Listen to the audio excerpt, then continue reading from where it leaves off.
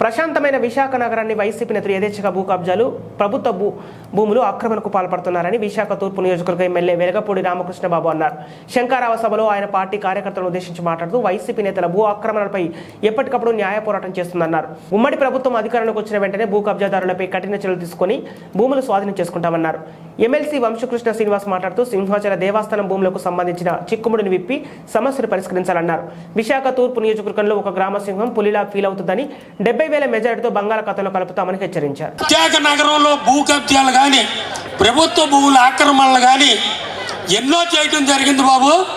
మేము తెలుగుదేశం పార్టీ తరఫున అధ్యక్షుడు పల్లా శ్రీనివాస్ గారు కానీ నేను కానీ ఋషికొండ విషయంలో కోర్టుకు వెళ్ళాం. డిస్ట్రిక్ట్ ట్రైనింగ్ సెంటర్ మీద స్టే తీసుకొచ్చాం. పోలీస్ క్వార్టర్స్ ఏకరం అమ్ముతుంటే స్టే తీసుకొచ్చాం. చంద్రబాబు నాయుడు గారు ఎంతో ప్రతిష్టాత్మకంగా తీసుకొచ్చిన లుల్లు గ్రూప్ 12 ఎకరాల ల్యాండ్ కూడా కోర్టులో అమ్మకుండా స్టే తీసుకురావడం జరిగింది. ఇదంతా జరిగిందంటే వైసీపీ నాయకులేమో భూభక్షకులు, తెలుగుదేశం పార్టీ నాయకులు కార్యకర్తలు భూరక్షకులు. ఎందుకంటే మనకు విశాఖపట్నం కూడిపెట్టింది. విశాఖపట్నం ప్రజల్ని, విశాఖపట్నాన్ని కాపాడవలసిన బాధ్యత మనందరి మీద ఉంది. ఈ నియోజకవర్గంలో సుమారు 25,000-30,000 మంది పేదలకి ఇళ్ళు లేవు సార్. ఫస్ట్ ప్రయారిటీగా వాళ్ళందరికీ కూడా ఇళ్ళు కట్టించవలసిన బాధ్యత మనందరి మీద ఉంది సార్. ఇంకా విచిత్రం ఏంటంటే విశాఖ నగరంలో పెదజాలారపేట గ్రామం 100-150 చరిత్ర గల గ్రామం బాబు. అది దాన్ని 100-150 సంవత్సరాల చరిత్ర గల గ్రామం.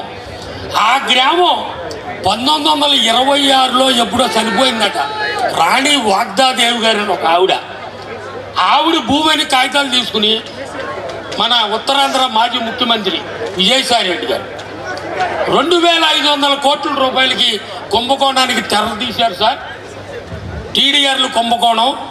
దయచేసి దాని మీద ప్రత్యేక దృష్టి పెట్టాలి సార్.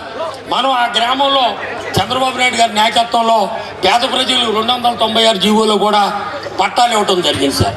విశాఖపట్నంలో ఈ రాష్ట్రంలోనే కాదు ఈ దేశంలోని అత్యంత ప్రాధాన్యత కలిగిన బీచ్ రుషికొండ బీచ్.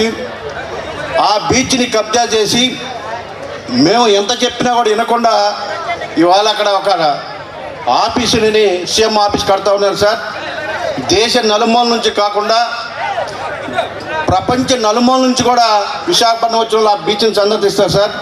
ఆ బీచ్ని కాపాడాల్సిన బాధ్యత మీరు తీసుకోవాలని చెప్పేసి ఈ సభ మీకు కోరుకుంటా ఉన్నాను. అలాగే ఇంకొక ఇష్యూ ఉంది సార్. అన్ని వసతులు ఉన్నటువంటి ఈ రాష్ట్రంలో ఏకైక నగరం విశాఖపట్నం. ఈ విశాఖపట్నాన్ని ఒక ఐటీ హబ్గా చేయాలని చెప్పేసి మీ ద్వారా నేను అడుగుతా ఉన్నాను. ఎందుకంటే ఒక ముంబై మహానగరం అంత ఎదిగిందంటే దానికి కారణం ఐటీ. ఇవాళ విశాఖపట్నంతో పాటు మరి నాకు తెలిసి హైదరాబాద్ కంటే కూడా విశాఖపట్నం చాలా బ్యూటిఫుల్ ప్లేస్ సార్. హైదరాబాద్ని అంత డెవలప్ చేసిన మీరు విశాఖపట్నం మీద మనసు పెట్టి ఈ ప్రాంతంలో ఉత్తరాంధ్ర ప్రాంతంలో ఉన్న ప్రతి ఒక్కరు కూడా ఎంప్లాయ్మెంట్ వచ్చే విధంగా చేయాలని చెప్పేసి మిమ్మల్ని మనస్ఫూర్తిగా కోరుకుంటా ఉన్నాను. ఇకపోతే మూడో సమస్య సార్. చిరకాలంగా మనం చిన్నప్పటి నుంచి కూడా మాట్లాడుకుంటా ఉన్నాం.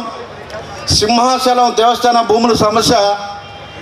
అది అసలు సమస్య కాదు సార్. ఉద్దేశపూర్వకంగానే ఆ రోజుల్లో కొంతమంది దుర్మార్గంగా దాన్ని తీసుకెళ్ళి ఆ సింహాచలంలో పెట్టి దాన్ని ఇవాళ ఒక చిక్కుముడిగా పెట్టి చేస్తూ ఉన్నారు సార్. మీ టైంలో కనీసం గతంలో చంద్రబాబు నాయుడు సీఎంగా ఉన్నప్పుడు ఇల్లులు కట్టుకునే అవకాశం ఉండేది సార్. ఈరోజు వైఎస్ఆర్ కాంగ్రెస్ పార్టీలో మేము ఎంత బతిలాడ అక్కడ ఉన్నప్పుడు చాలా రిక్వెస్ట్ బతిలాడడం కూడా జరిగింది సార్.